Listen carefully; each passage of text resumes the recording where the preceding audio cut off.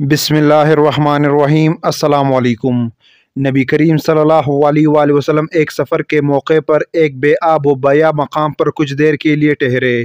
آپ صلی اللہ علیہ وآلہ وسلم نے اپنے صحابہ کو حکم دیا کہ اس وادی سے جا کر لکڑیاں اکٹھی کر کے لے آؤ تاکہ آگ جلائے۔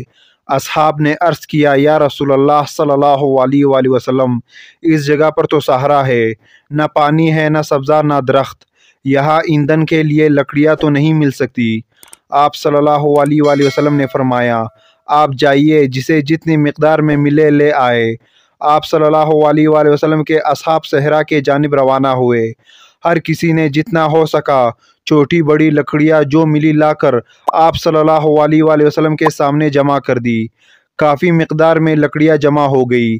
آپ صلی اللہ علیہ وآلہ وسلم نے اصحاب کو مخاطب کر کے فرمایا، دیکھو، چھوٹے گناہ بھی اس قسم کی چھوٹی چھوٹی لکڑیوں کی مانند ہے۔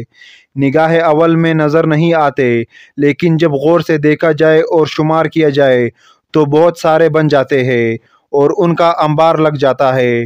پھر فرمایا، دوستو دیکھو، چھوٹے گناہ سے بھی پرہیز کیا کرو، کیونکہ چھوٹے گناہ زیادہ محسوس نہیں ہوتے، لیکن یاد رکھو، ہر شے کو کوئی نہ کوئی تلاش کرنے والا ہوتا ہے۔ آپ پر بھی ایک نظام کے تحت آپ پر نظر رکھنے والے فرشتے مقرر ہیں، جو آپ کے زندگی اور موت کے بعد آپ کے سارے اعمال لکھتے ہیں۔ ایک دن جب آپ کو تحریر شدہ حساب کتاب نظر آئے گا تو دیکھو گے کہ انہیں چھوٹے گناہوں کا انبار لگا نظر آئے گا۔